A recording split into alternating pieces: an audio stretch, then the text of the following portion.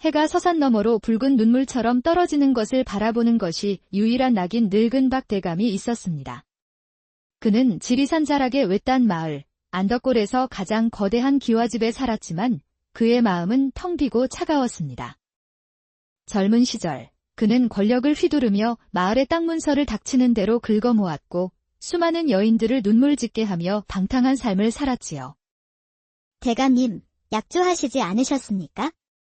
하룻밤 정을 나누면 저희 집 땅 문서를 돌려주신다고. 천한 것. 내가 언제 그런 약조를 했더냐. 어서 내 집에서 썩거지지 못할까. 하지만 무심한 세월은 누구에게나 공평한 법, 그의 붉고 탐스럽던 입술은 검게 말라붙었고 한때 탄탄했던 살가죽은 힘없이 늘어져 흉한 주름을 만들었습니다. 어느 날 오후, 박대감은 분노에 차 거울을 마룻바닥에 내던졌습니다. 젠장! 이까짓 재물이 다 무슨 소용이냐? 이 쭈글쭈글한 살가죽과 썩어가는 몸뚱이를 가지고서는 젊음. 다시 한번 그 뜨거웠던 젊음을 가질 수만 있다면 내 영혼이라도 팔 텐데. 늙어가는 것을 병적으로 두려워했던 박대감. 그의 광기는 하루가 다르게 깊어져만 갔습니다. 그러던 어느 날 안덕골 너머 안개 자욱한 지리산 깊은 곳, 백운사라는 낡은 남자의 신비로운 여승이 나타났다는 소문이 바람처럼 퍼지기 시작했습니다. 들었는가? 백운사 암자의 새 여승, 어라 스님 말일세. 미모뿐만이 아닐세. 나이를 도통 필시 늙지 않는 신선이거나 아니면 사람이 아닌 게야. 쉿. 함부로 말하지 말게. 듣자 하니 그 스님은 묘한 신통력을 지녔다더군. 병든 차를 단숨에 낫게 한다 하니. 월화라 불리는 그 여승의 신비로운 소문은 꼬리에 꼬리를 물고 마침내 젊음에 대한 광기에 사로잡혀 있던 박대감의 귀에까지 흘러 들어가고야 말았습니다. 늙지 않는 여승이라. 그렇다면 필시 그 여승의 몸에는 영원한 젊음의 비밀이 있을 것이다. 그래, 바로 그거다. 늙지 않는 몸이. 광기에 사로잡힌 늙은 부자의 눈동자는 핏빛으로 물들고 있었습니다. 그날 밤, 아무도 없겠지. 박대감은 쥐새끼처럼 어둠 속에 몸을 숨겨 마을의 유일한 식수원인 공동우물로 향했습니다. 안덕골 사람들은 대대로 이 우물물을 마시며 살아왔으니 마을의 생명줄과도 같은 고디였습니다. 박대감은 검은 액체가 담긴 호리병의 뚜껑을 열더니 끈적끈적한 액체를 우물 안으로 조심스럽게 흘려보냈습니다. 실컷 마시거라. 내 놈들이 고통에 몸부림칠수록 저 고고한 여승은 내게로 올 수밖에 없을 테니. 이 모든 것은 내 영원한 젊음을 위한 재물이니라. 그것은 사람의 기력을 서서히 앗아가는 치명적인 독이었습니다. 박대감은 자신의 추악한 욕망을 위해 온 마을 사람들의 목숨을 담보로 한 돌이킬 수 없는 죄를 저지르고 만 것입니다. 다음 날 아침, 아무것도 모르는 마을 사람들은 평소와 같이 우물물을 길어 밥을 짓고 목을 축였습니다. 재앙은 소리 없이 그리고 아주 천천히 마을을 덮쳐오기 시작했지요. 콜로. 요새 날이 더워서 그런가? 이상하다. 온몸이 쑤시고 뼈마디가 녹는 것 같구나. 하지만 사흘이 지나고 나흘이 되자 증상은 걷잡을 수 없이 악화되었습니다. 사람들은 밤새도록 불덩이 같은 열에 시달렸고 온몸의 기운이 빠져 자리에서 일어나지도 못했습니다. 아이들은 고통에 찬 울음을 터뜨렸고 노인들은 피가 섞인 기침을 멈추지 못했지요. 이상하구나. 맥을 짚어봐도 별다른 이상이 없는데 대체 무슨 병인지 도통 알 수가 없으니 온 마을이 같은 증세라니 필시 역병이 돈 것이야. 원인 모를 역병은 삽시간에 온 마을로 퍼져나갔고 안덕골은 죽음의 그림자에 잠식되어 갔습니다. 마을이 아비규환에 빠져갈 무렵 바로 그때였습니다. 박대감이 마치 기다렸다는 듯이 모습을 드러냈습니다. 그의 손에는 값비싼 약재가 담긴 상자가 들려 있었고 그는 슬픔에 가득 찬 얼굴로 사람들을 둘러보며 말했지요. 아이고, 이 무슨 끔찍한 병고란 말인가. 이럴 수가. 모두들 걱정 마시오. 내가 한양의 용한 의원에게 내 전 재산을 털어 이 귀한 약재를 구해왔소. 이 약만 있으면 모두 나을 수 있을 것이오. 아이고, 대감나리. 감사합니다. 이 마을의 은인이십니다. 절망에 빠져있던 마을 사람들이 박대감을 구원자처럼 바라보며 웅성거렸지만 그는 약재를 선뜻 내어주지 않았습니다. 그는 이미 이 모든 상황을 지켜보고 있을 단 한 사람, 바로 백운사의 여승 월화를 기다리고 있었던 것입니다. 혼잣말, 어서 오너라, 월화. 내가 사랑하는 이 중생들이 죽어가는 것을 보고만 있지는 못할 테지. 내 발로 내 앞에 와 무릎을 꿇게 만들어주마. 한편 병든 마을 사람들을 구하기 위해 백방으로 약초를 구하러 다니던 월화 스님. 하지만 산에서 캔 약초로는 역병의 기세를 도무지 잡을 수가 없었습니다. 그러던 중 안덕골의 박대감이 귀한 약재를 가지고 나타났다는 소식을 듣게 된 월화 스님은 마지막 희망을 품고 그의 집으로 향했습니다. 박대감의 집은 온갖 귀한 물건들로 가득했지만 어찌 된 일인지 집안 전체에는 사람의 온기라고는 느껴지지 않는 차가운 기운만이 감돌고 있었지요. 월화 스님은 하인의 안내를 받아 가장 안쪽에 있는 사랑채로 들어섰습니다. 스님. 이 시간에 이 늙은이를 어인일로 찾아오셨소. 마을 사람들이 원인 모를 병으로 죽어가고 있습니다. 어르신께서 귀한 약재를 가지고 계시다는 소문을 듣고 염치불구하고 찾아왔습니다. 부디 자비를 베푸시오. 알고 있소. 알고 말고. 그래서 이 귀한 약재를 어렵사리 구해온 것이 아니겠소. 보시오. 이 약재만 있으면 온 마을 사람들의 목숨을 구할 수 있을 것이오. 월화 스님의 눈에 잠시 희망의 빛이 스쳤습니다. 하지만 그 희망은 박대감의 다음 한마디에 산산조각 나고 말았지요. 스님. 하지만 세상에 공짜는 없는 법이지요. 내가 이 귀하디귀한 약재를 내어주는 대신 스님께서는 내게 무엇을 주시겠소? 박대감은 그 침묵을 즐기듯 잠시 뜸을 들이다가 마침내 평생을 마음속에 품어왔던 추악한 욕망을 꺼내 놓았습니다. 다른 건 필요 없소. 스님께서 가진 가장 귀한 것, 바로 그 영원히 시들지 않는 젊음과 아름다움. 그것을 내게 주시오. 나와 하룻밤만 내 곁에서 그 고운 살결을 느끼게 해주시오. 그리하면 이 약재를 모두 내어 마을 사람들을 살려주리다. 짐승보다 못한 그의 말에 방 안의 공기는 순간 얼어붙는 듯 했습니다.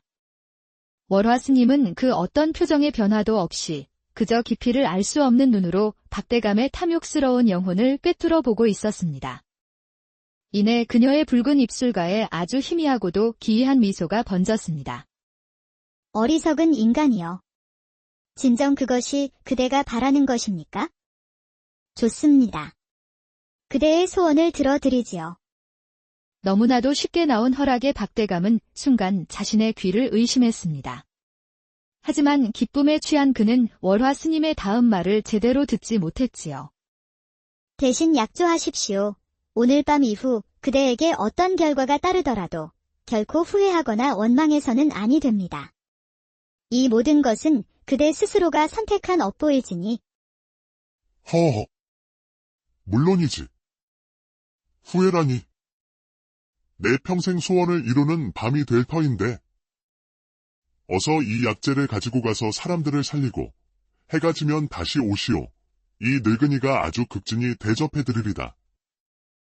월화 스님은 말없이 약재 주머니를 받아들고는 미련 없이 몸을 돌려 밖으로 나섰습니다. 대문 밖으로 사라지는 그녀의 뒷모습은 어딘가 모르게 가여우면서도 동시에 산처럼 거대하고 서늘해 보였습니다. 홀로 남은 박대감은 젊은 시절의 자신을 상상하며 광기 어린 웃음을 터뜨렸습니다. 다행히 박대감에게 받은 약재는 신통하게도 마을의 역병을 단숨에 잠재웠습니다. 그리고 해가 서서히 저물어 가자 박대감의 기와집은 분주해지기 시작했지요. 더 진한 향을 피워라. 술은 가장 귀한 것으로 준비하고 안주는 일절 드리지 말 거라. 예, 대감마님. 오늘 밤만 지나면 이 흉하고 늙은 껍데기도 벗어던질 수 있겠지. 젊음. 그래, 저 여승의 정기를 취하여 영원히 늙지 않는 젊음이 내 것이 되는 게야. 방 안을 가득 채운 향냄새는 그의 광기를 더욱 부채질했고 그는 애타는 마음으로 밤이 깊어지기만을 월화 스님이 오기만을 기다렸습니다. 마침내 밤이 깊어지고 대문이 조용히 열리며 월화 스님이 모습을 드러냈습니다. 달빛을 받은 그녀의 모습은 낮보다 더욱 비현실적일 만큼 아름답고 고요했지요. 오셨구려, 스님. 이 밤이 오기만을 얼마나 기다렸는지 모를 것이요. 자, 우선 이 귀한 술부터 한잔하시지요. 잠시 뒤 박대감의 떨리는 손이 월화 스님의 저고리 안쪽 봉긋하고 부드러운 살에 닿았습니다. 그러나 그의 얼굴에 환희 대신 극심한 당혹감이 스쳤습니다. 이게 어찌 된 일이지? 분명 봉우리를 손으로 잡았는데 왜 아무런 감촉이 없단 말인가? 분명 눈앞에는 부드러운 비단옷과 그 안에 감춰진 여인의 탐스러움이 있는데도 그의 손에는 아무것도 느껴지지 않았습니다. 마치 허공에 손을 휘젓는 것처럼 말입니다. 그의 촉각이 흔적도 없이 사라져 버린 것입니다. 내 인연. 대체 내게 무슨 짓을 한 것이냐? 어서 이 요사스러운 술법을 풀지 못할까? 박대감의 고함에도 월화 스님은 미동도 없이 자리에서 일어났습니다. 그녀의 눈빛은 얼음장보다 차갑고 서늘했습니다. 어찌 이리 소란이십니까, 대감? 이것이야말로 대감께서 원하시던 것이 아니었습니까? 여인의 몸을 탐하는 그 저속한 감각 대신 영원히 변치 않을 젊음을 향한 첫걸음 말입니다. 박대감은 그녀의 말뜻을 이해할 수 없었습니다. 그는 젊어지기 위해 그녀를 원했지만 그 과정에서 느껴지는 쾌락 또한 놓치고 싶지 않았던 것입니다. 이제 시작일 뿐입니다. 그대는 젊음을 얻는 대신 살아있음을 느끼게 하는 모든 감각을 하나씩 잃게 될 것입니다. 이것이 그대가 치러야 할 하룻밤의 대가이니 부디 후회하지 마시길 바랍니다. 월화 스님이 그 말을 남기고는 연기처럼 방 안에서 스르르 사라져 버렸고 홀로 남은 박대감은 텅 빈 방 안에서 자신의 몸을 미친 듯이 더듬으며 절규했습니다. 모든 감각의 시작인 촉각을 잃어버린 박대감. 그는 밤을 새우며 생각한 끝에 이것이 그저 하룻밤의 악몽일 뿐이라 애써 부정하며 자신의 감각이 멀쩡하다는 것을 확인하고 싶었지요. 혼잣말. 그래. 그 요망한 계집 하나에게만 통하는 술수일 뿐이야. 다른 여인을 만져보면 될 일이야. 다른 여인의 살결에서는 분명 예전 같은 감각을 느낄 수 있을 게다. 그의 머릿속에 한 사람이 떠올랐습니다. 며칠 전 새로 들어온 하녀 중 유독 어리고 고운 용모를 가진 아이, 바로 소희였습니다. 다음 날 이른 아침, 마당을 쓸고 있는 늙은 하인 김영감에게 박대감이 다가가 호통을 쳤습니다. 그는 바로 소희의 아비였지요. 내 이놈. 당장 내 딸 소희를 내 방으로 들여보내거라. 오늘 밤 내 시중을 들게 해야겠다. 대감마님, 제발 자비를 베풀어 주시옵소서. 제 딸은 아직 홍기도 차지 않은 어린아이입니다. 이 늙은이의 목숨을 거두어 가시고 제발 제 딸만은. 하지만 박대감의 귀에 늙은 아비의 애원은 들리지 않았습니다. 그의 머릿속은 오직 자신의 사라진 감각을 되찾고 싶다는 이기적인 욕망으로 가득 차 있었으니까요. 내 이놈이 미쳤구나. 내 놈의 목숨 따위가 내게 무슨 상관이냐. 어서 저놈의 주둥이를 맞고 매우 쳐라. 저놈의 고집 때문에 내 딸년이 겪을 고통이 더욱 커질 것이다. 살점이 터지는 끔찍한 매질 소리와 아비의 고통스러운 신음소리가 온 마당에 퍼지자 소희가 방에서 뛰쳐나와 울부짖으며 아비를 감싸 안았습니다. 대감님, 제발 그만하세요. 제가 가겠습니다. 제가 대감마님 방으로 들겠습니다. 그러니 제발 저희 아버지를 살려주세요. 크크. 늦었다. 저놈은 4명을 거역했으니 그 죗값을 치러야지. 계속 쳐라.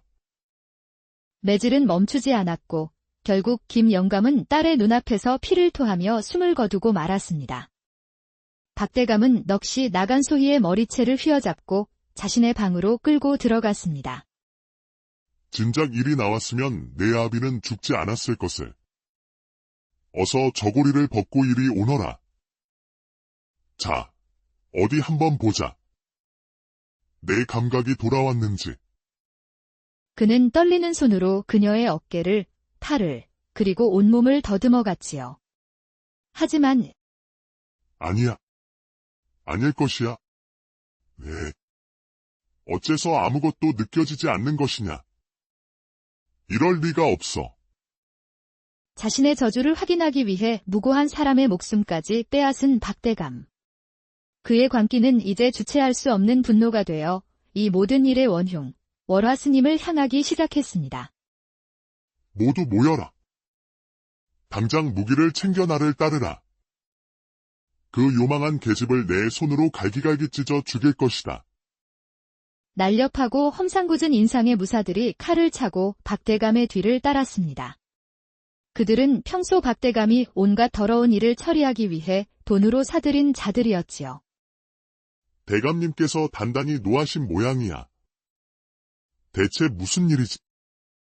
무슨 일이긴. 그 곱상한 여승에게 바람이라도 맞으셨겠지. 덕분에 우리야 좋은 구경하게 생겼지만 말이야. 크크크. 칠흑 같은 어둠 속 횃불을 든 행렬은 마치 지옥으로 향하는 사자들의 행렬처럼 음산한 기운을 풍기며 대군사로 향했습니다. 낡은 암자 앞에 도착한 박대감은 망설임 없이 발길질로 문을 부수고 안으로 쳐들어갔습니다.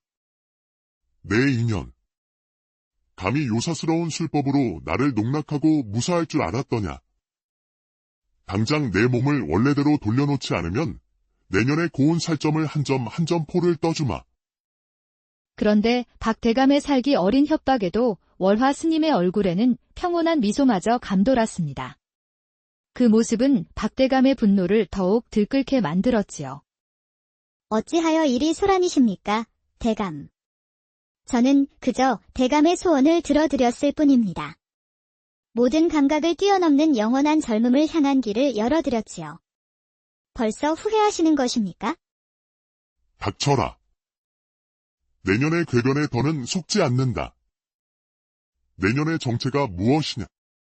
사람이냐, 귀신이냐, 아니면 천년 묵은 여우라도 되는 것이냐? 제가 누구인지는 중요하지 않습니다. 중요한 것은 그대의 탐욕이 스스로를 파멸로 이끌었다는 사실뿐이지요. 그대가 흘린 무고한 피가 이제 그대의 영혼을 옥죄기 시작할 것입니다. 내 놈들 뭘 하고 있느냐?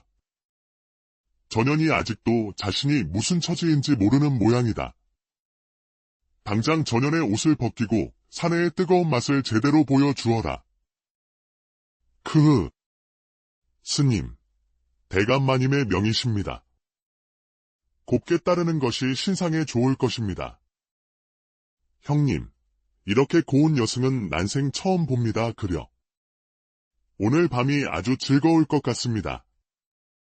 짐승 같은 사내들이 월화 스님을 향해 더러운 손을 뻗는 순간 그녀는 눈을 감고 나지막이 무언가를 을조렸습니다. 그것은 연불이 아니었습니다. 잠시 뒤 월화 스님이 눈을 번쩍 뜨자 암자 전체가 격렬하게 흔들리기 시작했습니다. 으아! 이게 무슨 일이냐? 지진이라도 난 것이냐? 그리고 암자 바닥의 흙과 벽의 틈새에서 무언가 시커먼 것들이 꿈틀거리며 기어 나오기 시작했습니다. 지네다. 독충떼다. 이게 다 뭐야? 으아! 눈 깜짝할 사이에 고요했던 암자는 온갖 흉측한 독충들이 들끓는 지옥으로 변해버렸습니다. 살려주시오. 대감마님, 살려주시오. 기이하게도 수천수만 마리의 독충들은 박대감의 무사들에게만 맹렬하게 달려들었고 순식간에 그들의 살점을 파먹기 시작했습니다. 모든 것이 순식간에 벌어진 일이었습니다. 암자 바닥에는 이제 사람의 형체를 한 해골들만이 뒹굴고 있었고 그들을 먹어치운 독충떼는 다시 땅속으로 스르르 사라져 갔습니다. 말도 안 돼. 스님. 살려주시오. 내가 잘못했소. 월화 스님은 그의 앞에 멈춰 서서 그를 차갑게 내려다보았습니다. 그 눈빛은 지옥의 심연처럼 깊고 푸르게 빛나고 있었습니다. 어찌 이래도 아직 사내의 힘을 보여주고 싶으십니까? 그대의 더러운 욕망이 이 가여운 자들을 죽음으로 몰아넣었습니다. 오늘 밤의 일은 시작에 불과합니다. 이제 그대의 죄가 그대를 심판할 것입니다. 내가 아니더라도 그대가 죽인 원혼들이 밤마다 그대를 찾아갈 테니 부디 남은 생 동안 단 하루도 편히 잠들지 못하기를. 박대감이 정신을 잃었다 다시 눈을 떴을 때 암자는 텅 비어 있었고 바닥에는 무사들의 옷가지와 칼만이 어지럽게 널려 있었습니다. 그는 공포에 질려 비명을 지르며 미친 듯이 산을 내려가기 시작했습니다. 그의 지옥은 이제 막 시작되었을 뿐이었습니다. 그날 이후 하인들과 척들은 모두 도망쳐 버렸고 거대한 기와집에는 박대감 홀로 남겨졌습니다. 그리고 그날 밤, 방 안가운데에 반투명한 모습의 김영감 원혼이 서서 그를 원망스럽게 쳐다보고 있었지요. 대감, 어찌하여 저를 그리 무참히 죽이셨소? 내 딸 소희는, 내 가여운 딸은 어디에 있소? 내 딸을 돌려주시오. 으아! 저리 가. 난 너를 죽이지 않았다. 내 놈은 이미 죽었어. 밤마다 허대감의 주변에 나타나는 원혼의 수는 점점 늘어났습니다. 젊은 시절 그에게 겁탈당하고 버려진 여인들, 그에게 땅을 빼앗기고 굶어 죽은 소장농들. 대감, 제 젊음을 돌려주십시오. 대감의 하룻밤놀이로 쓰러져간 제 청춘을 돌려주십시오. 내 피땀 흘려 이룬 밭을 빼앗아가고 내 처자식을 굶어 죽게 한 원수. 수십 명의 원혼들의 목소리는 박대감의 귀에 끊임없이 울렸고 썩어 문드러진 모습은 그의 눈앞을 떠나지 않았습니다.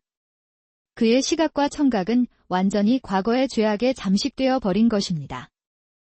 그만. 제발 그만하거라. 내가 잘못했다. 내가 다 잘못했으니 제발 살려다오. 텅 빈 저택에 홀로 남겨진 그는 이 모든 저주가 자신의 재물이 부족하기 때문이라고 더 많은 재물로 이 원혼들을 달래야 한다고 믿기 시작했습니다. 그래. 이것이다. 돈만 있으면 귀신도 부릴 수 있다 했어. 이 금을 줄 테니, 이 보물을 줄 테니, 제발 나를 내버려 다오.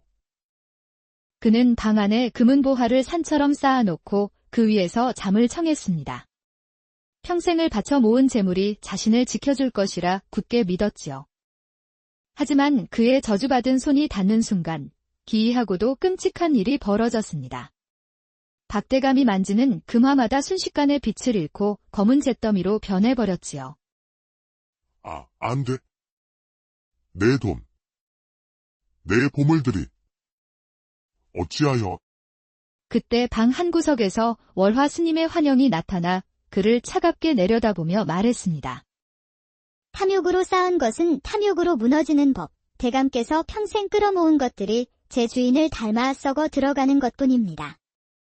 재산도, 명예도, 사람도 모두 잃고 살아있음을 느끼게 하는 감각마저 빼앗긴 박대감. 그는 이 지옥 같은 고통을 끝내기 위해 마지막으로 월화 스님을 찾아가기로 결심했습니다. 그는 아무런 고통도 느끼지 못한 채 그저 묵묵히 산을 향해 걸어갈 뿐이었습니다. 스님. 제가 갑니다. 제발. 저를 용서해 주십시오. 마침내 낡은 암자 앞에 도착한 박대감은 암자 안에서 고요히 앉아 그를 기다리고 있는 월화 스님 앞으로 기어가듯이 걸어갔습니다. 그는 그녀의 발치에 엎드려 피눈물을 흘리며 용서를 빌기 시작했습니다. 스님, 스님. 제가 다 잘못했습니다. 제 탐욕이 너무도 컸습니다. 제 죄가 너무도 깊습니다. 제발 이 저주를 거두어 주십시오. 차라리 제 목숨을 거두어 가십시오. 이제야 자신의 죄를 보시는군요. 하지만 너무 늦었습니다. 대감. 그대의 업보는 그대 스스로 끝내야만 합니다. 월화 스님은 말없이 방 한쪽을 가리켰습니다. 그곳에는 박대감이 마을 사람들을 병들게 하기 위해 우물에 풀었던 독이 남은 호리병이 놓여 있었습니다. 그대가 시작한 곳에서 그대 스스로 마침표를 찍으십시오. 그것이 그대가 지은 죄에 대한 마지막 속죄가 될 것입니다. 박대감은 절망적인 눈으로 호리병을 바라보았습니다. 그는 비로소 깨달았습니다. 자신의 생사는 처음부터 자신의 손에 달려 있었다는 것을. 독이 목구멍을 넘어가는 순간 그의 몸은 안쪽에서부터 검은 불길에 휩싸이는 듯 타들어가기 시작했습니다. 마침내 그의 몸은 바싹 마른 낙엽처럼 바스러져 그가 평생 탐했던 재물과 마찬가지로 한 줌의 검은 재가 되어 사라졌습니다. 월화 스님은 재가 된 박대감을 바라보며 조용히 눈을 감았고 그녀의 얼굴 위로 한 줄기 눈물이 흘러내렸습니다. 이내 그녀의 모습도 안개처럼 희미해지며 암자에서 사라졌지요. 다음 날 아침, 마을 우물은 거짓말처럼 맑아졌고 사람들은 다시 평화를 되찾았습니다. 그리고 탐욕스러운 부자였던 박대감의 텅 빈 집터를 보며 하늘의 무서운 징벌에 대해 이야기하며 오래오래 경계했다고 합니다. 옛말에 과유불급이라 하였습니다. 지나친 것은 미치지 못한 것과 같다는 뜻이지요. 재물에 대한 욕심, 젊음에 대한 탐욕, 그 어떤 것이든 정도를 넘어서면 결국 자신을